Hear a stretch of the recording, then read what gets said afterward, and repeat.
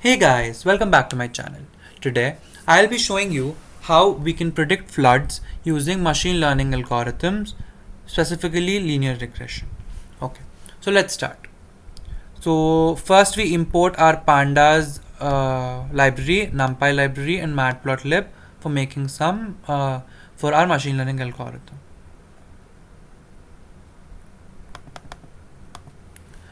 Pandas library, NumPy library for our machine learning. Okay, then we upload our data sets. I'm doing this on Google Colab. You can also do it in your local machine using Jupyter Notebook, but I'm doing it on Google Colab.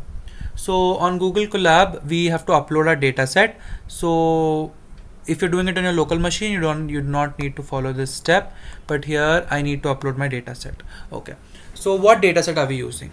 The data set that we are using will be the rainfall data set, that is how much rain has occurred till that particular moment, till the particular moment we are checking, till that is how much rainfall has occurred till then. Okay, so basically we uploaded our hourly rainfall data set, and this is what it looks like. We have the date and time, current rainfall and cumulative rainfall. We don't need the current rainfall, but it is a part of the data set and we'll be removing it later. Now just to look at the shape of the rainfall data set, we have 78,000 rows and 3 columns: date and time, current rainfall and cumulative rainfall. Okay, so we are just reading our data set into a pandas data frame, naming it df underscore rain, and this df underscore rain dot shape we are doing so that we get the data to describe our data set, to find out the basic qualities of our data set. Now we run this describe cell to find out the basic count, the mean, the standard deviation, the minimum, the maximum, and the other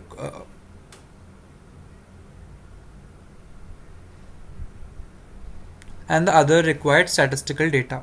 Now what we do is we upload the river data.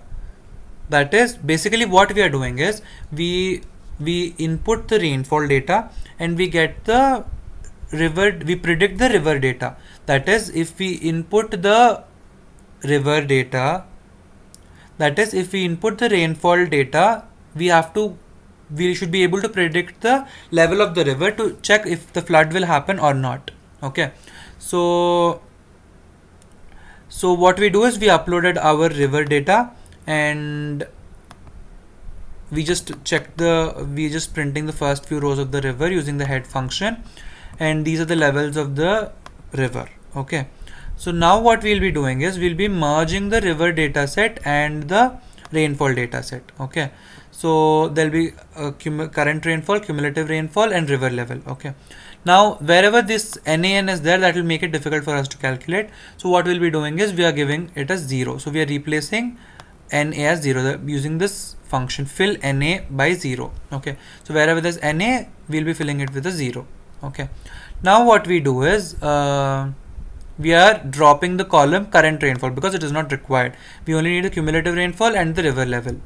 Okay, so this is what we are doing. After this, in this step, we are splitting our training data and testing data. That is, we're splitting our data set into the training and testing data sets, and we're using linear regression here because we have only 2 variables and that will be easy for us to use. So we'll be inputting the river data set, we'll be inputting the rainfall data, and we'll be getting the output of the river, the predicted river data. Okay, so we are importing the linear regression model from the sklearn library, and here we are taking it as an object with the name regressor, and we're fitting our training data. Once that is fit, we can predict our river data. We are fitting our training data, we can predict the river data from there. Okay, now just for an example, I'm giving the rainfall amount, total rainfall amount as 22, cumulative rainfall. Now we need to predict the river level. So regressor dot predict of rainfall amount. Rainfall amount is 22 that we've given here. So predict rainfall amount. This will be the predicted river level. Okay, So we are printing the predicted river level, that is 1.81. Here we are giving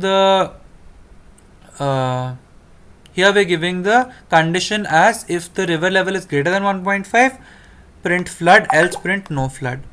So what this means is what this means is, if the river level is more than 1.5, we predict it as a flood and we give the warning, and if it's not greater than 1.5, we predict as no flood and we do not give any warning. Okay, so this is what is happening, and